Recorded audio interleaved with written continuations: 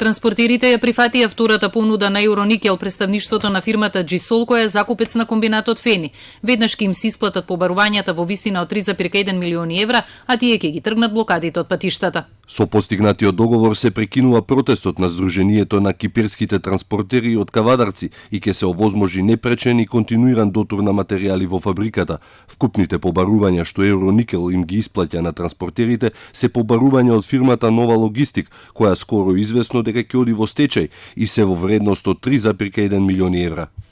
Бугарската фирма Минстрој, која веќе ги има рудниците Злетово и Тораница, денеска повтори дека сериозно влегува во битката за купување на Фени. Од Македонско-бугарската комора тврда дека Минстрој понудил 100% исплата на побарувањата на банките и трошоците на стечајната постапка, за што дале банкарска гаранција и депозит. Покрај исплатата на сите доверители, Минстрој достави понуда до владата и банките дека во наредните 2 години ќе вложи инвестиции од 30 милиони евра за санација на двете електропечки и останатата опрема. Исто така остануваме на официјалната понуда кон останатите доверители за исплата на побарувањата утврдени во стечајната постапка во висина од 100%. Пред 10 дена вице-премиерот Кочо Андјушев рече дека ќе го поддржат секој инвеститор кој што ќе ги плати сите обврски кон доверителите, но Минстрој, рече тој, едно понудиле на состанок со владините представници, а сосема друго на средба со банките доверители.